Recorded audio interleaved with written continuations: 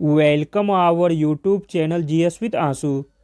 दोस्तों, Bihar SI mains के लिए आज सेट नंबर 8 लगाने वाले हैं, जो मार्क्समैन की सेट प्रैक्टिस से ली गई है। दोस्तों, इसमें सारे प्रश्न बहुत ही महत्वपूर्ण दिए गए हैं, जो आपके एग्जाम में आने की संभावना सबसे अधिक है। जो लोग सीडीपीओ, बीपीएससी पीटी या बिहार की किसी भी एग्ज़ाम की तैयारी कर रहे हैं, तो वो लोग भी सेट लगा सकते हैं। चलिए दोस्तों, शुरू करते हैं। पहला प्रश्न है, आज़ादी की पहली लड़ाई 1857 में किसने भाग नहीं लिया था? तो दोस्तों, आज़ादी की पहली लड़ाई 1857 में भगत सिंह ने भाग नहीं लिए थे, जबकि तात्या टोपे, रानी लक्ष्मीबाई तथा बहादुर शाह जफर, यह तीनों आज़ादी की पहली लड़ाई 1857 में भाग लिए थे। अगला प्रश्न देखते हैं, बुद्ध ने सर्वाधिक उपदेश कहाँ दिए थे? तो दोस्तों, बुद्ध ने सर्वाधिक उपदेश दिए थे श्रावस्ती में। अगला प्रश्न देखते हैं, अनुव्रत सिद्धांत का प्रतिपादन किसने किया था? तो दोस्तों, अनुव्रत सिद्धांत का प्रतिपादन किया था जैन धर्म ने। ऑप्शन सी हो जाएगा सही। अगला प्रश्न देखते हैं दोस्तों, शेरशाह का मकबरा कहाँ है? तो दोस्तों, शेरशाह का मकबरा स्थित है सासाराम में। शेरशाह का मकबरा बिहार के शाहाबाद के सासाराम नामक स्थान पर एक तालाब के बीच ऊंचे चबूतरे पर बना है। अगला प्रश्न देखते हैं, चाणक्य अपने बचपन में किस नाम से जाने जाते थे? तो दोस्तों, चाणक्य अपने बचपन में विष्णुगुप्त नाम से जाने जाते थे। अगला प्रश्न देखते हैं दोस्तों, गौतम बुद्ध द्वारा अपने धर्म में दीक्षित किया जाने वाला अंतिम व्यक्ति निम्नलिखित में से कौन था? तो दोस्तों, गौतम बुद्ध द्वारा अपने धर्म में दीक्षित किया जाने वाला अंतिम व्यक्ति था सुभद्र। ऑप्शन डी हो जाएगा सही। अगला प्रश्न देखते हैं, अलाई दरवाजा का निर्माण किस सुल्तान ने करवाया था?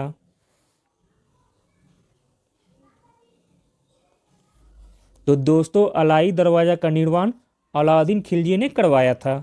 ऑप्शन सी हो जाएगा सही। अगला प्रश्न देखते हैं दोस्तों, 1857 के विद्रोह को किस उर्दू कवि ने देखा था? तो दोस्तों, 1857 के विद्रोह को मिर्जा गालिब ने स्वयं अपनी आंखों से देखा था। अगला प्रश्न देखते हैं, संसार अस्थिर और क्षणिक है का संबंध किससे है? तो दोस्तों, संसार अस्थिर और क्षणिक है, इसका संबंध है बौद्ध दर्शन से। अगला प्रश्न देखते हैं दोस्तों, ईस्ट इंडिया कंपनी ने किस अंग्रेज गवर्नर को औरंगजेब द्वारा भारत से निष्कासित किया गया था? तो दोस्तों, उस गवर्नर का नाम है सर्जन चाइल्ड। सर्जन चाइल्ड, जो कि औरंगजेब द्वारा भारत से निष्कासित किया गया था। अगला प्रश्न देखते हैं दोस्तों, नेताजी सुभाष चंद्र बोस का जन्म जिस नगर में हुआ वह कौन सा था? तो दोस्तों, वह नगर था कटक। नेताजी सुभाष चंद्र बोस का जन्म 23 जनवरी 1897 को उड़ीसा कटक में हुआ था। अगला प्रश्न देखते हैं दोस्तों, महात्मा गांधी एवं उनके विचारों से प्रभावित होने वाले प्रथम आदिवासी नेता कौन थे?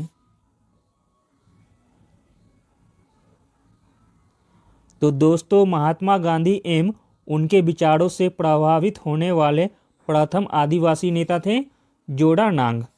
ऑप्शन बी हो जाएगा सही।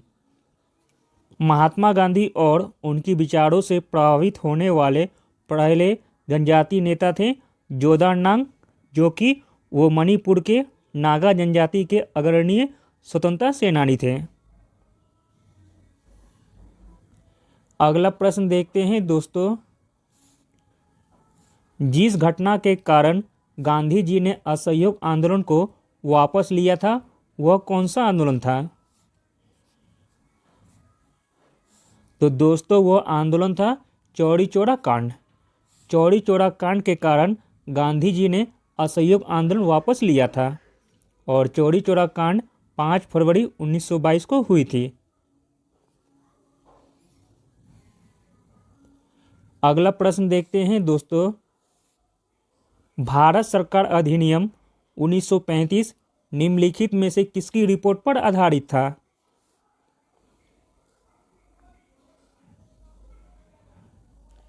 तो दोस्तों यह रिपोर्ट आधारित था साइमन कमीशन पर। ऑप्शन डी हो जाएगा सही। अगला प्रश्न देखते हैं दोस्तों, भारतीय राष्ट्रीय कांग्रेस की स्थापना के समय भारत का वायसराय कौन था? तो दोस्तों भारतीय राष्ट्रीय कांग्रेस की स्थापना के समय भारत का वायसराय था लॉर्ड डफरिन और लॉर्ड डफरिन का कार्यकाल था 1884 से लेकर 1888 ईस्वी तक। अगला प्रश्न देखते हैं, किस भारतीय क्रांतिकारी ने सुभाष चंद्र बोस को इंडियन नेशनल आर्मी के गठन में सक्रिय सहयोग दिया था? तो दोस्तों वह क्रांतिकारी थे रासबिहारी बोस, जिन्होंने सुभाष चंद्र बोस को इंडियन नेशनल आर्मी के गठन में सक्रिय सहयोग दिया था। अगला प्रश्न देखते हैं दोस्तों, चंपारण आंदोलन से कौन संबंधित नहीं था? तो दोस्तों जो संबंधित नहीं था वह है जयप्रकाश नारायण। चंपारण आंदोलन में गांधी जी के साथ राजेंद्र प्रसाद, अनुग्रह नारायण सिन्हा तथा जेबी कृपलानी, महादेव देसाई, नरहरि पारेख आदि ने साथ दिया था। अगला प्रश्न देखते हैं दोस्तों, भारत के स्वतंत्रता आंदोलन के दौरान महात्मा गांधी द्वारा स्थापित साबरमती आश्रम किस नगर के बाहर स्थित है? तो दोस्तों यह स्थित है अहमदाबाद में। महात्मा गांधी ने वर्ष 1915 में अहमदाबाद के कोचरब क्षेत्र में सत्याग्रह आश्रम की स्थापना की थी। अगला प्रश्न देखते हैं, निम्न में से किसने कहा था अच्छा शासन स्वशासन का स्थापन नहीं है? तो दोस्तों इसे कहने वाले व्यक्ति थे स्वामी दयानंद सरस्वती। स्वामी दयानंद सरस्वती ने कहा था अच्छा शासन स्वशासन का स्थापन नहीं है। अगला प्रश्न देखते हैं, भारतीय राष्ट्रीय कांग्रेस की स्थापना कब हुई थी? तो दोस्तों भारतीय राष्ट्रीय कांग्रेस की स्थापना वर्ष 1885 में हुई थी। अगला प्रश्न देखते हैं, विश्व का सबसे ठंडा स्थान कौन सा है? तो दोस्तों विश्व का सबसे ठंडा स्थान है बरखोयांश। अगला प्रश्न देखते हैं, अमरकंटक से कौन सी नदी का उद्गम होता है? तो दोस्तों अमरकंटक से उद्गम होता है नर्मदा नदी का। ऑप्शन सी हो जाएगा सही। अगला प्रश्न देखते हैं दोस्तों, नर्मदा एवं ताप्ती नदियों के मध्य स्थित है। तो दोस्तों नर्मदा एवं ताप्ती नदियों के मध्य स्थित है सतपुड़ा श्रेणी। ऑप्शन बी हो जाएगा सही। अगला प्रश्न देखते हैं, झुकी लाट के लिए प्रसिद्ध पीसा स्थित है। तो दोस्तों झुकी लाट के लिए प्रसिद्ध पीसा स्थित है इटली में। अगला प्रश्न देखते हैं दोस्तों, वर्ष 2011 की जनगणना के अनुसार निम्न राज्यों में से किसमें प्रति 1000 पुरुषों पर महिलाओं की संख्या सर्वाधिक है?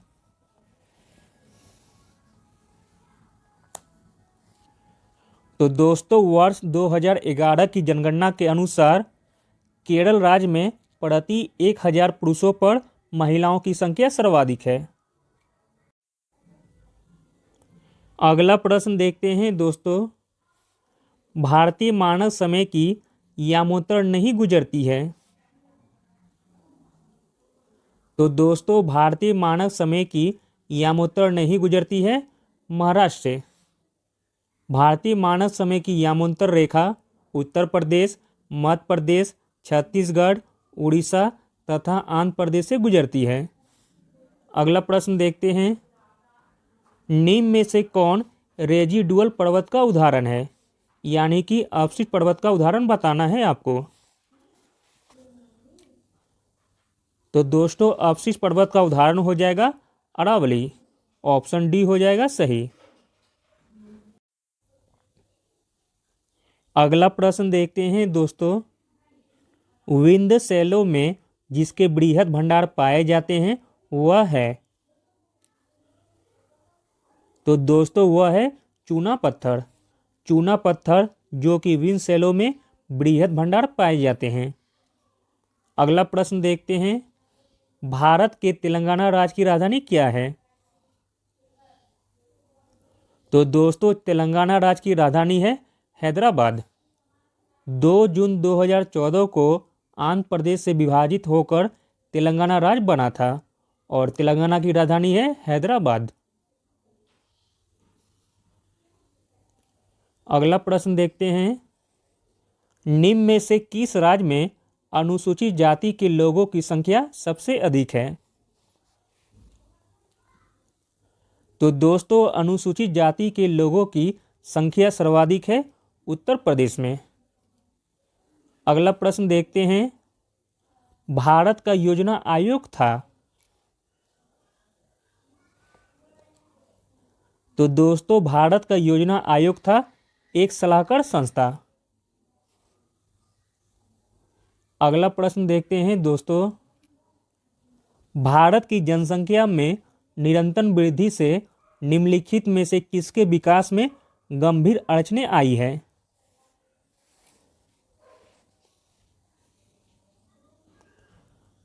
तो दोस्तों आंसर हो जाएगा सामाजिक आर्थिक विकास में। ऑप्शन बी हो जाएगा सही। भारत की जनसंख्या में निरंतर वृद्धि से सामाजिक आर्थिक विकास में गंभीर अड़चनें आई है। अगला प्रश्न देखते हैं दोस्तों, भारत की प्रमुख वाणिज्य फसलें कौन सी हैं? तो दोस्तों भारत की प्रमुख वाणिज्य फसलें हैं कपास, तिलहन, जूट और गन्ना।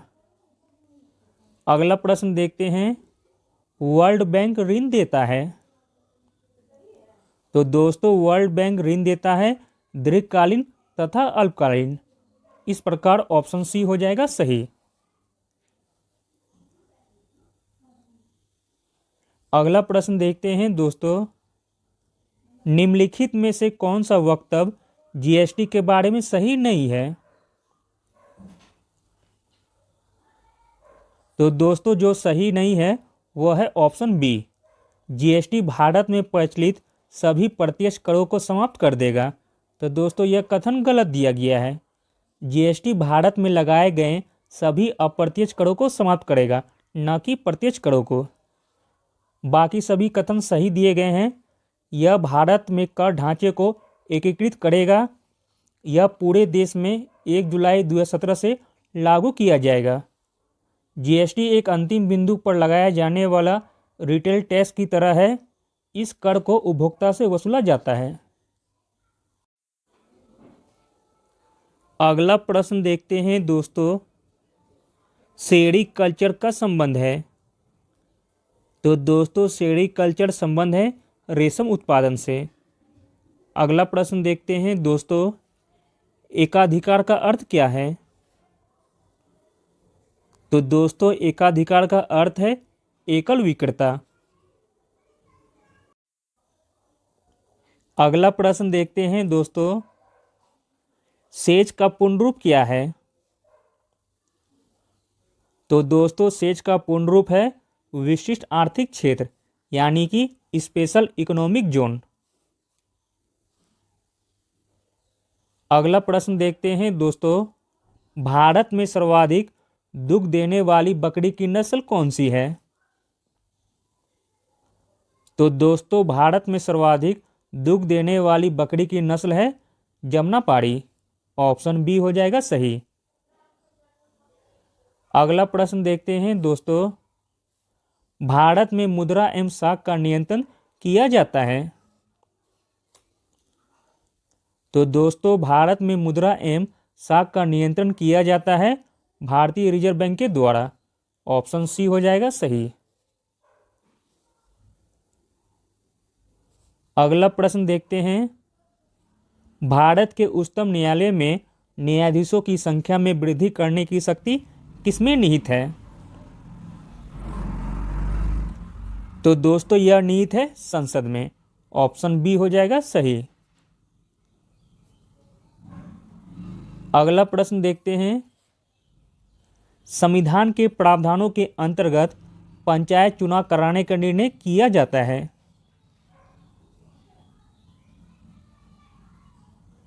तो दोस्तों संविधान के प्रावधानों के अंतर्गत पंचायत चुनाव कराने का निर्णय राज्य सरकार के द्वारा किया जाता है। अगला प्रश्न देखते हैं दोस्तों, निम्नलिखित में से कौन सा एक मौलिक अधिकार नहीं है? तो दोस्तों जो मौलिक अधिकार नहीं है वह है समान काम के लिए समान वेतन। समान काम के लिए समान वेतन जो कि राज्य के नीति निषेध तत्व हैं, जबकि उत्पीड़न के खिलाफ अधिकार, कानून के समक्ष बराबरी, धर्म पालन की स्वतंत्रता का अधिकार, यह तीनों मौलिक अधिकार में आते हैं। अगला प्रश्न देखते हैं दोस्तों, भारतीय संविधान को बनाने हेतु भारतीय संविधान सभा के कुल कितने अधिवेशन हुए थे? तो दोस्तों कुल 12 अधिवेशन हुए थे। भारतीय संविधान के निर्माण में संविधान सभा को 2 वर्ष 11 माह एवं 18 दिन का समय लगा था और इस दौरान कुल 12 अधिवेशन हुए थे। अगला प्रश्न देखते हैं दोस्तों, भारत की प्रभुता, एकता और अखंडता की रक्षा करने और उसे अक्षुण्ण रखने के मूल कर्तव्यों को किस स्थान पर रखा गया है? तो दोस्तों इसे रखा गया है तीसरे स्थान पर। भारत की प्रभुता, एकता और अखंडता की रक्षा करने और अक्षुण्ण रखने के मूल कर्तव्यों को भारतीय संविधान के अनुच्छेद 51 क के तीसरे स्थान पर रखा गया है। अगला प्रश्न देखते हैं दोस्तों, उच्चतम न्यायालय के न्यायाधीशों का वेतन निर्धारण किया जाता है। तो दोस्तों उच्चतम न्यायालय के न्यायाधीशों का वेतन का निर्धारण किया जाता है संसद के द्वारा। संविधान के अनुच्छेद 125(1) के तहत उच्चतम न्यायालय के न्यायाधीशों के वेतन का निर्धारण संसद द्वारा बनाई गई विधि के तहत किया जाता है। अगला प्रश्न देखते हैं दोस्तों, भारतीय संविधान के निर्माण के समय संवैधानिक सलाहकार कौन थे? तो दोस्तों भारतीय संविधान के निर्माण के समय संवैधानिक सलाहकार थे BN राव। अगला प्रश्न देखते हैं दोस्तों, भारत के नागरिकों के मूल कर्तव्यों का विवरण संविधान के किस भाग में दिया गया है? तो दोस्तों मूल कर्तव्यों का विवरण दिया गया है भाग 4 का क में। ऑप्शन बी हो जाएगा सही। अगला प्रश्न देखते हैं दोस्तों, भारतीय संविधान को अपनाया गया था।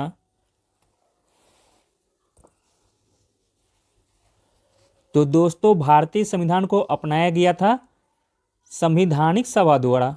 ऑप्शन ए हो जाएगा सही। संविधान सभा के 11वें अधिवेशन में 26 नवंबर 1949 को भारतीय संविधान सभा द्वारा अपनाया गया था।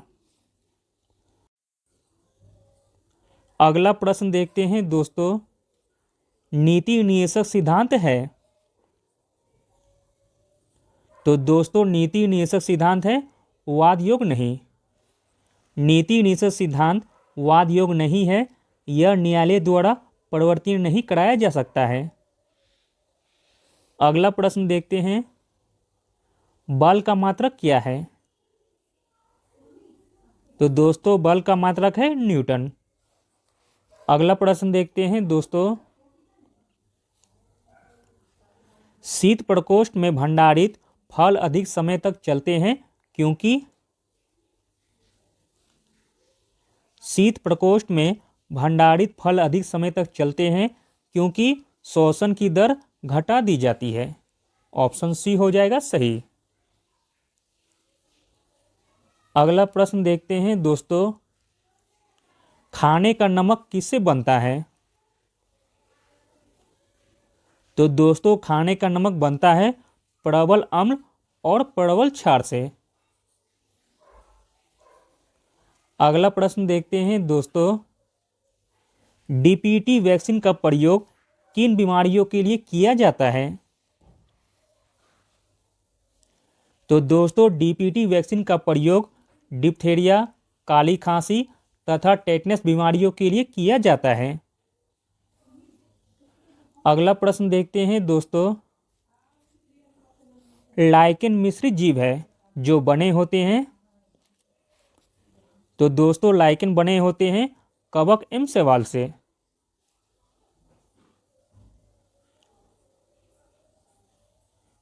अगला प्रश्न देखते हैं, एम्पियर मापने की इकाई है। तो दोस्तों एम्पियर से विद्युत धारा मापा जाता है। अगला प्रश्न देखते हैं, पारिस्थितिकी दबाव की इकाई क्या है। तो दोस्तों पारिस्थितिकी दबाव की इकाई है बार। ऑप्शन ए हो जाएगा सही। अगला प्रश्न देखते हैं दोस्तों, निम्नलिखित धातुओं में से कौन स्वतंत्र अवस्था में पाई जाती है। तो दोस्तों जो स्वतंत्र अवस्था में पाई जाती है वह है सोना। अगला प्रश्न देखते हैं दोस्तों, निम्नलिखित में से किस युग में सही सुमेलित नहीं है। तो दोस्तों इसका राइट आंसर हो जाएगा ऑप्शन डी, उपरोक्त में से कोई नहीं। सभी का सभी सही दिया गया है। गेहूं अंकुर तेल जो कि विटामिन ई के प्रमुख स्रोत हैं, कॉड यकृत तेल विटामिन डी के स्रोत हैं, और संतरा विटामिन बी1 के। संतरा विटामिन सी का प्रमुख स्रोत है, जबकि विटामिन बी1 का भी बहुत कम मात्रा में प्राप्त होता है। अगला प्रश्न देखते हैं दोस्तों, हमारे शरीर का अधिकतम भार बना है। तो दोस्तों हमारे शरीर का अधिकतम भार बना है जल का।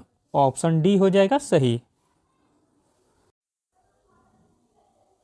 दोस्तों आगे 20 क्वेश्चन मैथ और रीजनिंग के दिए गए हैं। जिनको भी बनाना हो तो वह वीडियो पॉज करके बना सकते हैं या टेलीग्राम से डाउनलोड करके भी बना सकते हैं। मैथ और रीजनिंग का सॉल्यूशन भी टेलीग्राम पर भेज दिया जाएगा, जिससे आप प्रैक्टिस कर सकते हैं। चलिए देखते हैं आंसर। 61 का आंसर हो जाएगा ऑप्शन बी।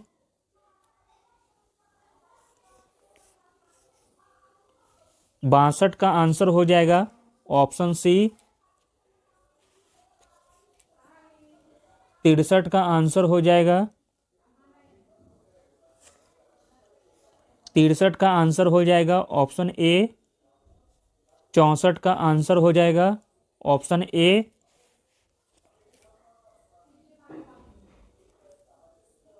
65 का आंसर हो जाएगा ऑप्शन सी।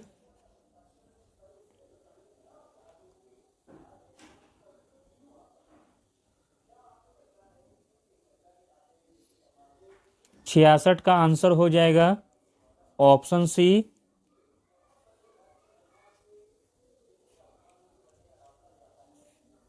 67 का आंसर हो जाएगा ऑप्शन डी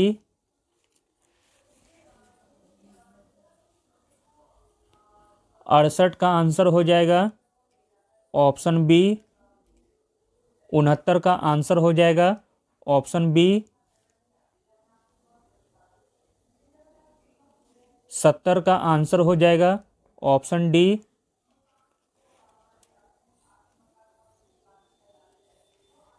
71 का आंसर हो जाएगा ऑप्शन बी 72 का आंसर हो जाएगा ऑप्शन बी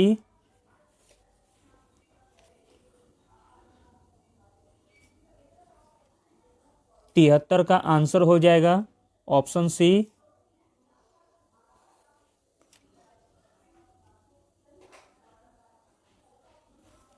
74 का आंसर हो जाएगा ऑप्शन सी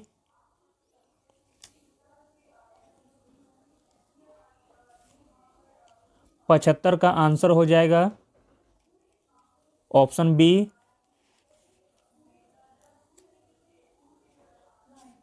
76 का आंसर हो जाएगा ऑप्शन डी 77 का आंसर हो जाएगा ऑप्शन सी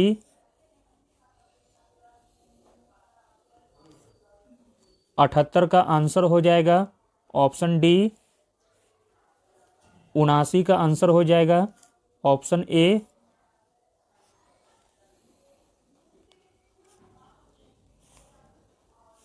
80 का आंसर हो जाएगा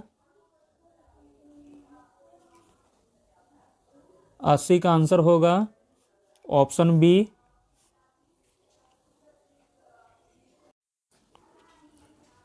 अगला प्रश्न देखते हैं दोस्तों दक्षिण अफ्रीका की मुद्रा क्या है।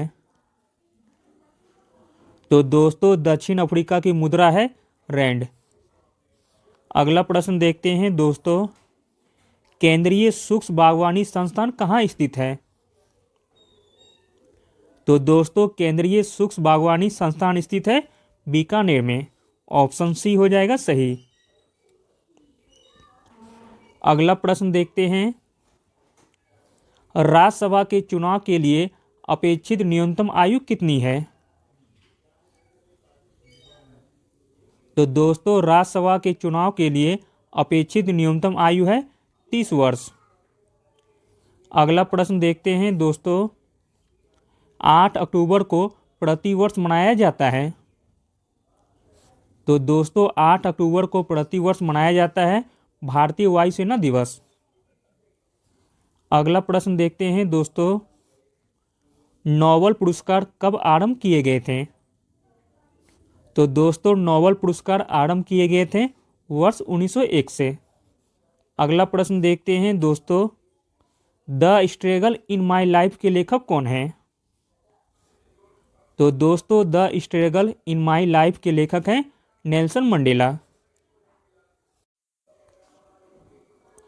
अगला प्रश्न देखते हैं दोस्तों रोल ऑन इन शब्द किस खेल से संबंधित है।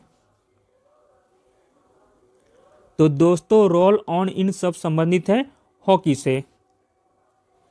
अगला प्रश्न देखते हैं दोस्तों यूरोपियन संघ का मुख्यालय कहाँ अवस्थित है।